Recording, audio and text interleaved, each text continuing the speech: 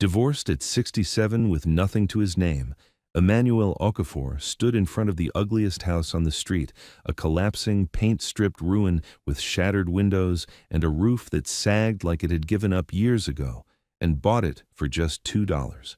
Not because he was desperate, but because it was the only thing left in the world that wasn't asking him to prove he was worth keeping. Because only 4 weeks earlier, this same man, a quiet, steady husband of 40 years who had never missed a morning making his wife's tea, who had never once raised his voice or failed to come home on time, had been sitting across from the woman he loved since he was 25, listening as she calmly explained that she'd outgrown him, that his loyalty wasn't devotion, but laziness, that his steadiness wasn't strength, but the absence of ambition, and that the life he thought they had built together was just the life she had settled for while quietly preparing to leave. He walked out of that marriage with nothing to his name, no house, no savings, no claim to the 40 years he had poured into a life that was never legally his, just a suitcase and a silence so heavy it followed him into every room. But what no one knew, not his ex-wife who dismissed him, not the neighbors who pitied him, not even Emmanuel himself, was that the ugliest house on the street, the one he bought for $2 because no one else wanted it, was hiding something inside its crumbling walls that would not only rebuild everything he had lost, but introduce him to the one person who would finally see his quiet, steady heart not as a weakness, but as exactly what she had been waiting for. So what was hidden inside that $2 house that changed everything? Who was the woman who showed up on his broken porch on the second morning and never stopped coming back? And why had every single buyer before him walked away from a house that was worth far more than the price on the paper? The paperwork had already been prepared before Emmanuel even sat down that afternoon, every page printed, every signature line marked with small yellow tabs, as if Nkechi had rehearsed this moment the way a lawyer prepares for closing arguments, leaving nothing to chance, nothing to emotion, nothing to the man sitting across from her who still didn't understand what was happening. He had come home from fixing a neighbor's generator, his hands still smelling of engine oil, expecting the same evening they had shared for 4 decades, dinner on the table, the television on low, her voice telling him about something that happened at the market. But instead, he found her sitting at the dining table with a folder in front of her, and the moment he saw her face, something cold moved through his chest because her expression wasn't angry, wasn't sad. It was finished. The way a person looks when they've already grieved something and come out the other side while you were still standing in the middle of it. She didn't shout, she didn't cry, she spoke the way someone speaks when they've practiced the words so many times they no longer carry feeling. She told him the house had always been in her name, that the savings had been moved months ago, that the investments he thought were shared had been restructured, and that the life he believed was built on 2 backs had been legally standing on one. And when he opened his mouth, not to argue, but just to ask why, she looked at him with something worse than anger, something closer to pity, and said, "You were never building anything, Emmanuel. You were just standing still." And those words landed in a place inside him that had no defense, because they didn't just end the marriage, they reached backward through 40 years and turned every quiet morning, every repaired fence, every cup of tea he had placed beside her bed before she woke, into evidence of a man who wasn't enough. He packed a single suitcase that night, his hands moving slowly, folding shirts he had ironed himself for decades, placing shoes side by side out of habit even though the bag didn't require neatness, because order was the only language his body still knew when his mind had gone silent. He closed the front door behind him without slamming it, without looking back, and stepped into a darkness that wasn't just the night, but the sudden, disorienting absence of everything that had given his days a shape. For the next 3 weeks, he drifted through borrowed rooms and cheap rentals that smelled of other people's lives, sleeping on mattresses that held the impressions of strangers, eating meals he couldn't taste, moving through hours that no longer belonged to anyone. He avoided mirrors, not because of his age, but because the man looking back at him was someone he didn't recognize, a man without a home, without a purpose, without a single wall in the world that knew his name. It was on a Sunday morning, sitting alone in the back pew of the church he had started attending because it was the only place that didn't require him to explain himself, that Emmanuel saw it. Pinned to the notice board near the exit, half hidden behind prayer requests and funeral announcements, a small handwritten card with ink slightly smudged at the edges. Property for sale? $2. And beneath it, an address and a phone number with no name. He stared at it longer than made sense, reading the number over and over, not because he didn't believe it, but because something about its smallness, its impossibility, its sheer unwantedness felt so familiar it almost hurt. He pulled the card from the board, folded it into his pocket, and called the number that afternoon. The woman who answered sounded tired in a way that had nothing to do with sleep. She explained that the house had belonged to her father, a man named Joseph, who had lived there alone for years after his wife died, that he had passed away inside those walls, that the legal disputes surrounding the property had dragged on until no one cared anymore, and that she had stopped trying to sell it for what it was worth, and now just wanted it to stop being her burden. "If you want it," she said, "it's yours. I just need someone to take it." And Emmanuel, standing in a rented room with nothing but a suitcase and a silence that followed him everywhere, heard something in her voice that he understood in his bones, the exhaustion of holding on to something that no one else would carry. He went the next morning, and when he turned the corner onto that quiet street, he didn't need to check the address because the house announced itself the way loneliness does, not loudly, but unmistakably. It stood at the far end like something the neighborhood had agreed to forget, the paint peeling in long, tired strips, the windows dark and shattered, the roof dipping in the center as if the house had exhaled years ago and never breathed back in. The yard had become a small jungle, wild grass and tangled weeds swallowing the path to a porch that looked like it hadn't held a human footstep in years. But Emmanuel didn't see what everyone else saw, because the shape of that porch, the way the windows sat low and wide, the angle of the roofline, even in its collapse, reminded him of something that made his throat tighten. His grandmother's house in the village, the last place on earth where he had been loved without being asked to earn it, where being steady and quiet and present was not a flaw but the most natural thing in the world. And standing there at 67, divorced with nothing to his name, he felt something shift inside him, not hope exactly, but something close to recognition, as if the ugliest house on the street had been waiting for someone who knew what it felt like to be overlooked, dismissed, and left behind. He signed the papers that afternoon. $2.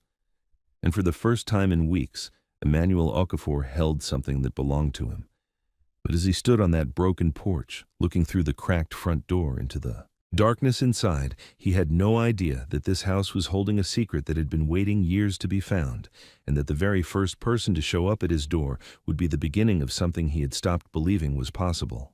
The first night inside that $2 house was the longest Emmanuel had experienced since the divorce. The darkness was alive, thick with the smell of damp wood and old dust and something underneath, faint but unmistakable, like cooking spices that had seeped into the walls years ago and refused to leave even after the hands that used them were gone. The floor groaned beneath every step. The wind came through shattered windows like breathing, slow and uneven, as if the house itself was deciding whether to let him stay. He slept on a thin mat in the corner, his back against the wall, half expecting the ceiling to give way before morning. But it didn't, and neither did he. By morning, he was already working. He swept out years of debris, dust clouds rising like small ghosts disturbed from sleep. He pulled apart broken furniture, pried open windows sealed shut by years of grime, and when fresh air finally moved through the rooms, it was like the house took its first real breath in a decade. Emmanuel stood in the middle of it, sweating, sore, covered in dust, and felt something he hadn't felt since Nkechi handed him those papers. Useful. It was just past 9 on that second morning when he heard footsteps on the porch. Not heavy, not hesitant, but steady. The kind of walk that belonged to someone who moved through the world without needing permission. A woman, perhaps 63, her hair wrapped beneath a blue and white scarf, her face carrying the kind of calm that doesn't come from peace, but from having already survived the thing most people spend their lives afraid of. She held a small flask and a folded piece of newspaper, and she didn't introduce herself, didn't ask who he was, didn't comment on the state of the house or the madness of a 67-year-old man living inside a ruin. She set the flask and newspaper on the porch railing, ran her hand along the wood the way someone touches something they respect, and said, "This railing is Iroko. It's stronger than it looks." Then she walked away without another word, leaving the smell of fresh tea and chin-chin drifting behind her, and Emmanuel standing in the doorway wondering why, out of everyone on this street, she was the only one who hadn't looked at him with pity. Her name was Grace Obiora, 3 houses down, retired primary school teacher, and a widow of 5 years, though Emmanuel didn't know that yet, didn't know that her husband had died mid-sentence at the dinner table one evening, his hand reaching for the salt, his mouth halfway through a word she would never hear the end of, leaving her holding a conversation that had no finish. She carried that unfinished sentence the way some people carry scars, not visibly, but in the quiet spaces between everything else. She came back the next morning, same time, same flask, but this time she stayed, sitting on the porch steps beside him, drinking tea in a silence that didn't feel empty but full. And when she finally spoke, she looked at the yard, thick and wild, and said with a dry smile that barely moved her lips, "Your garden is an emergency." And something warm moved through Emmanuel's chest, because it had been so long since anyone had spoken to him with humor instead of sympathy, that he had forgotten what it felt like to be treated like a man instead of a situation. She told him she would start on the garden the next day, and her tone made it clear this wasn't a suggestion. Then she asked if he knew how to fix a leaking kitchen tap, because hers had been dripping for 2 years. And just like that, without ceremony, a trade began. Grace arrived each morning with tea, and Emmanuel began to listen for her footsteps the way you listen for a sound you didn't know you needed. She worked in his yard with a patience that looked like prayer, kneeling in the dirt, talking to the soil in murmurs he could never quite hear. He crossed the 3 houses between them and fixed her tap, then her back gate, then a window stuck shut for a year. They talked, but carefully, keeping to safe subjects, never venturing into the rooms inside themselves where the real damage was.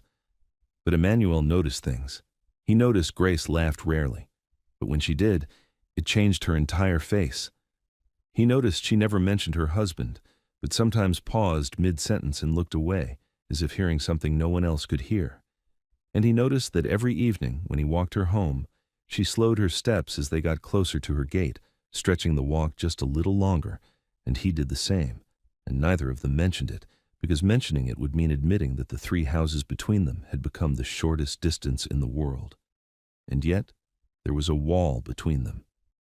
Emmanuel still carried Nkechi's words like a stone behind his ribs, still heard, "You were just standing still," every time he caught himself smiling, as if joy was something he had lost the right to feel.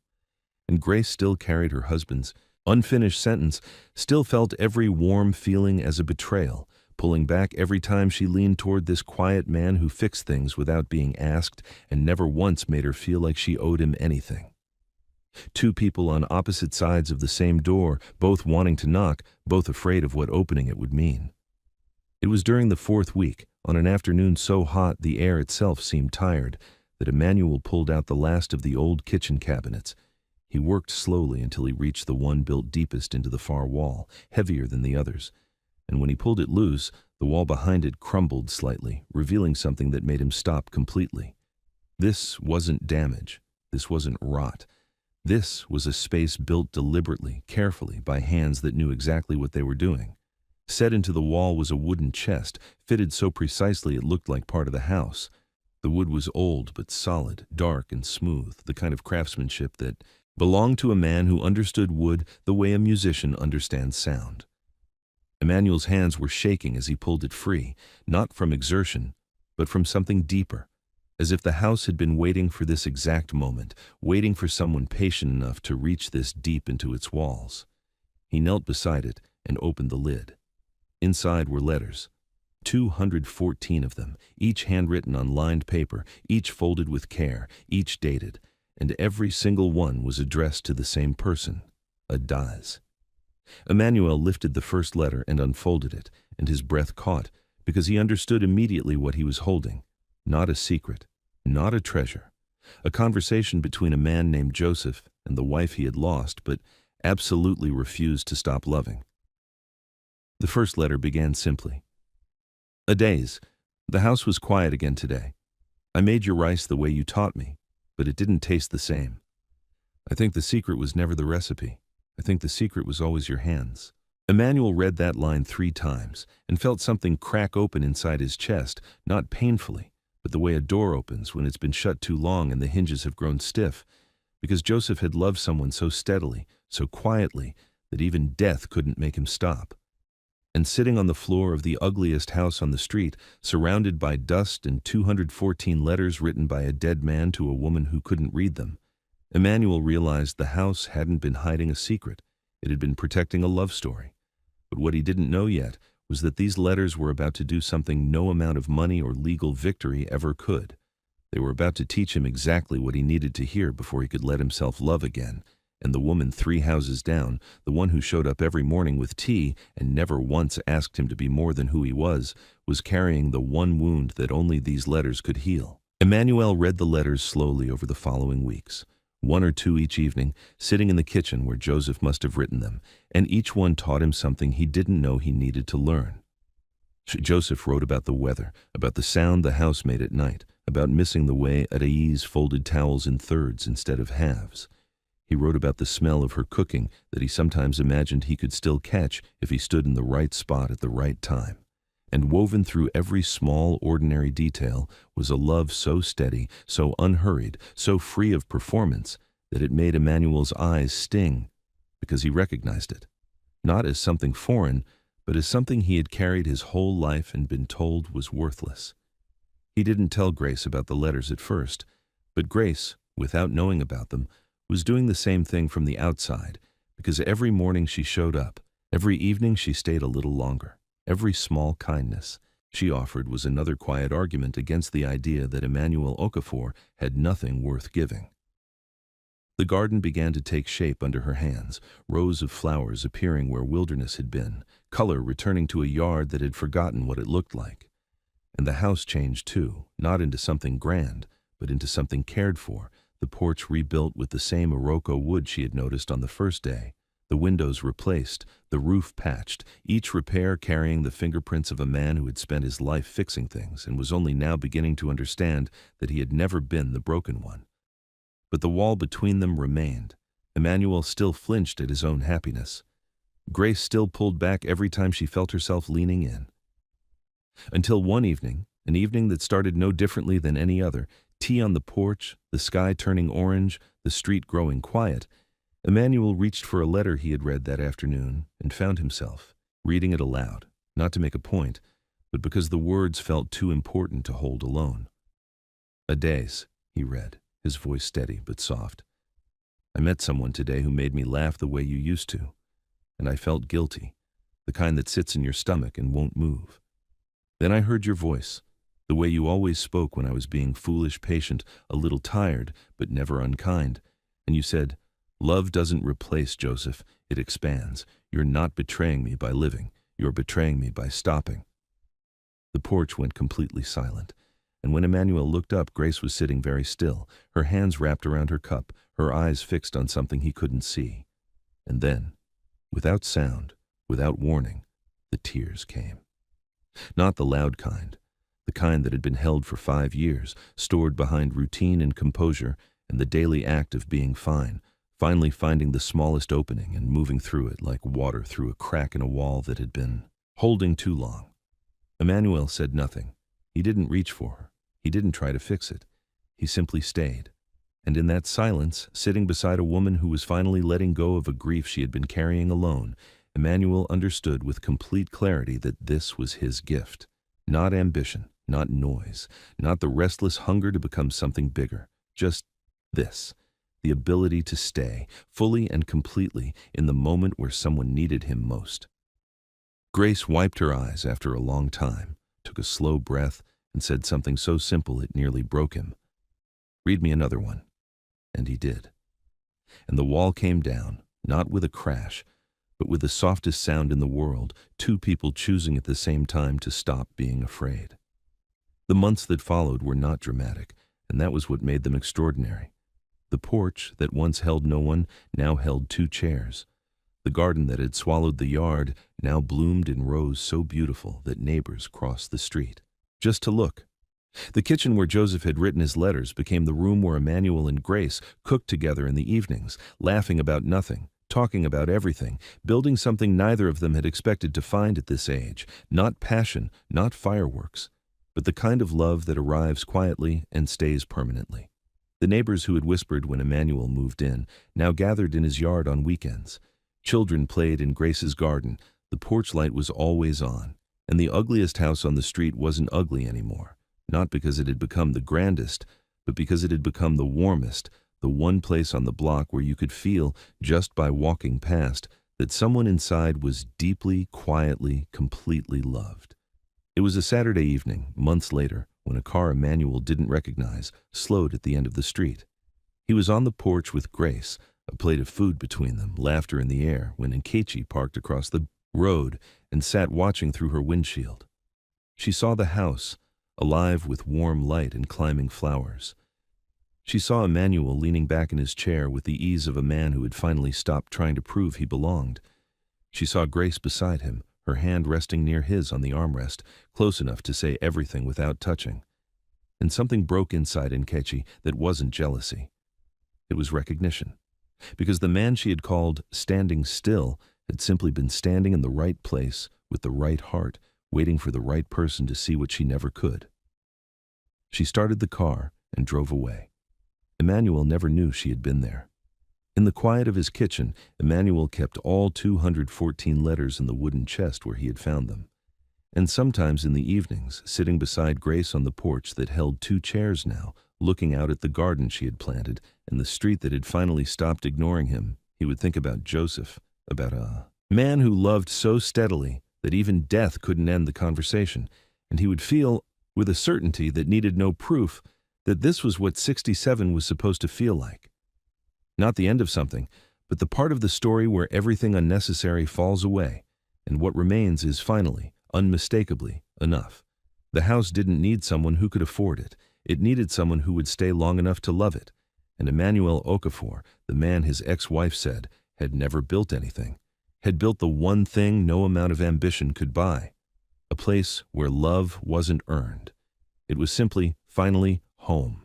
And if this story reminded you that it's never too late to begin again, that the quiet ones, the steady ones, the ones the world overlooks are often the ones holding everything together, then subscribe to this channel and turn on the notification bell, because stories like this one, the ones that stay with you long after the screen goes dark, are exactly what we do here. And the next one might be the one that changes everything for you.